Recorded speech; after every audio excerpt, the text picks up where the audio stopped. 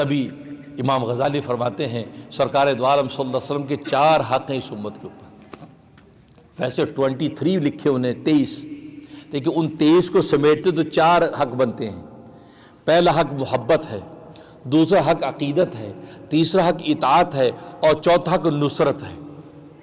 فرمایا یہ 4 حق ہر امتی کی گردن پر ہے جو نبی کا اس کو ادا کرنا ہے۔ ایک تو محبت کمال کی کرے، دوسرا عقیدت کمال کی کرے، تیسرا اطاعت کمال کی کرے، اور چوتھا اس کی نصرت یعنی نبی کی دین کی نصرت کمال کی کرے۔ اور صحابہ کرام رضوان اللہ علیہم اجمعین نے 4 حق ادا کر کے دکھائے۔ محبت ایسی کی، اللہ اکبر، صحیح بخاری کی حدیث ہے، ابو مسعود ثقفی جو کفار و مشرکین کا نمائندہ بن کے گیا کہ جاؤ مذاکرات کر کے آؤ، محمد صلی اللہ علیہ وسلم کا وہ نبوت کا نظارہ دیکھ کے آؤ۔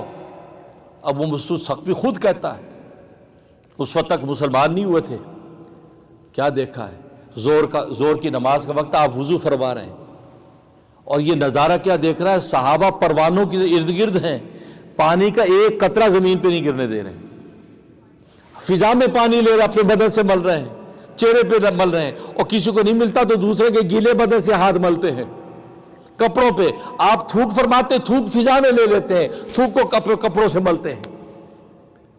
وہ یہ نظارہ دیکھ کے حیران کہ یار میں نے قیصر کسریٰ کے بادشاہ دیکھے ہیں، یار ایسی محبت، ان کے وضو کا ایک قطرہ زمین پہ گر نہیں دے رہے۔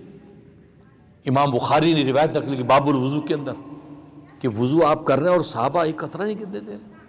اب یہ واپس آیا مکے، ابو جہل نے کہا کیا دیکھا؟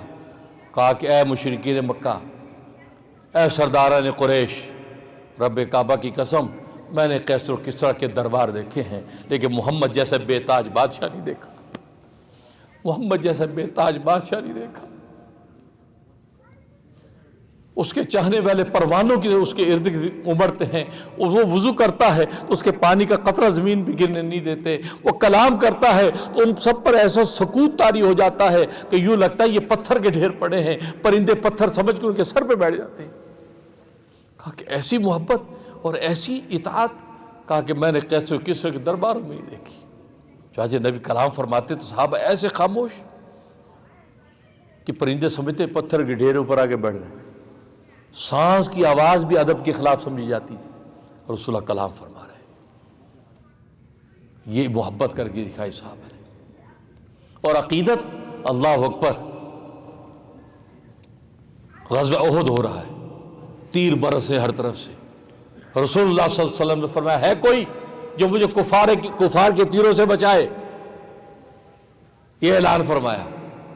ابو دجانہ صحابی دوڑتے ہیں، آپ آگے سامنے، اور آ کے آپ کو یوں ڈھانپ لیا اور آپ کی کمر پہ تیر لگ رہا ہے۔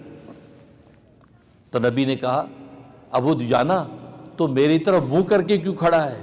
تو سینہ کفار کی طرف کر کے کھڑا ہو۔ اور میں کہہ رہا اے اللہ کے حبیب، جی تو یہی چاہتا تھا کہ سینہ سپر ہو کے سینے پہ تیر کھاؤں اور آپ کو یوں ڈھانپوں، لیکن میں یہ چاہتا ہوں میں پیٹھ آپ کو دوں، یہ مجھے گوارا نہیں ہے، میں پیٹھ دشمنوں کو دوں گا اور دل آپ کو دوں گا۔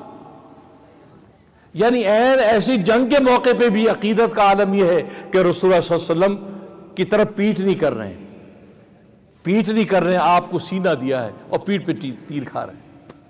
یہ ابو دجانہ صاحب غزوہ احد کے اندر یہ عقیدت، تو اس لیے صحابہ نے عقیدت کا حق ادا کر کے دکھایا۔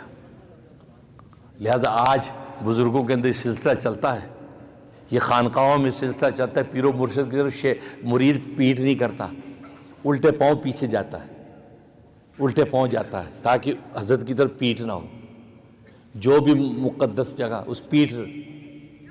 خیر اب تو کافی چہرہ مرید بھی کافی بے ادب ہو گئے ہیں، وہ کہتے ہیں یار بس کوئی نہیں، بہت ہو گیا۔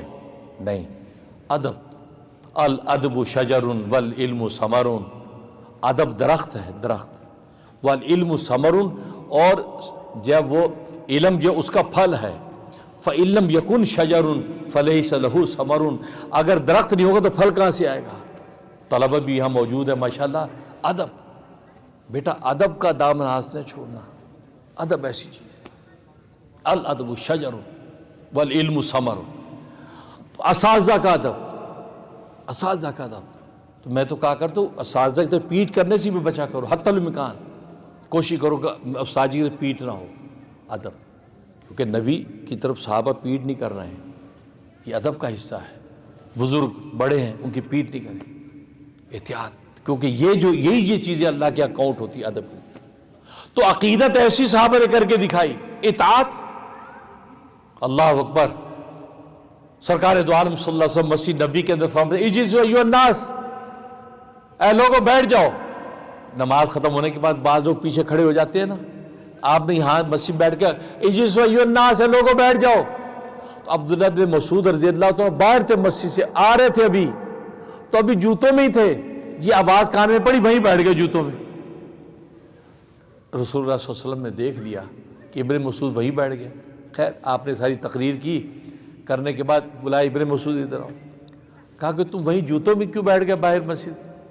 کہ یا رسول اللہ آپ نے فرمایا اجلس الناس ایھا، بیٹھ جاؤ۔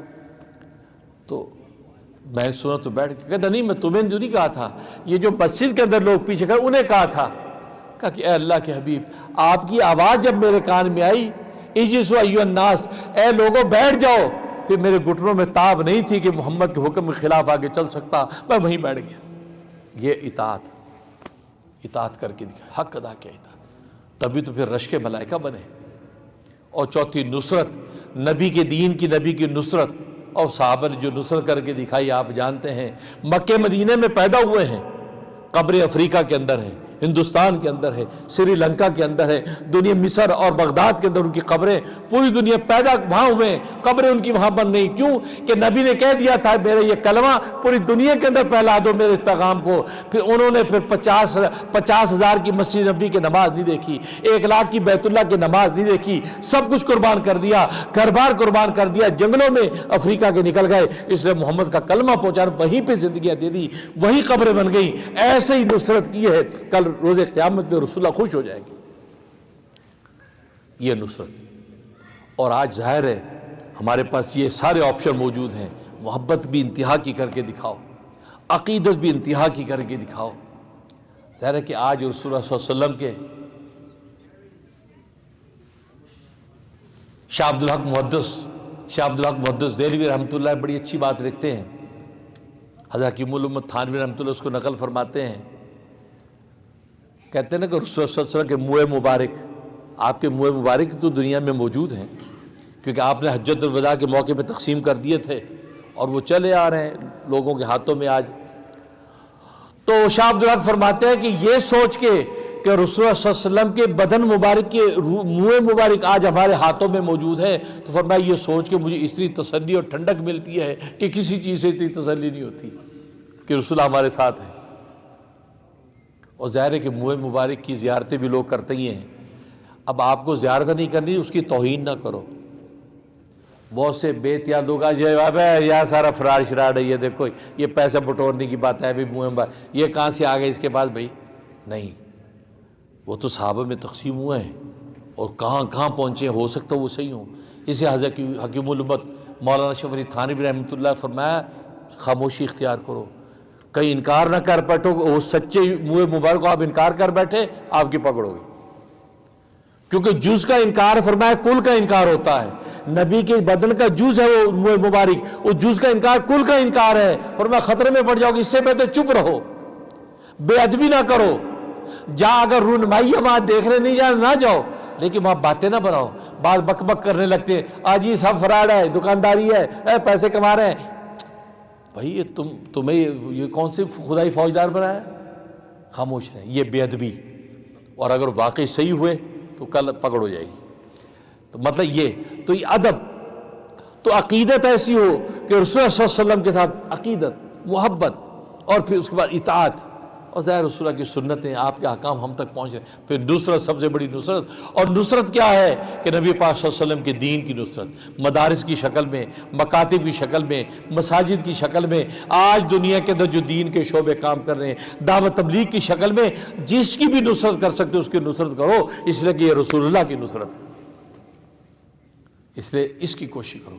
اور اللہ سے دعا ہے کہ اللہ ایسی ہی محبت، ایسی اطاعت اور ایسی نصرت اور عقیدہ ہمیں نصیب فرما دے جو صحابہ کو اللہ تبارک و تعالیٰ عطا کی تھی۔ اور عشق ایسا ہو کہ قوت عشق سے ہر پست کو بالا کر دے، قوت عشق سے ہر پست کو بالا کر دے، دہر میں اسم محمد سے اجالا کر دے۔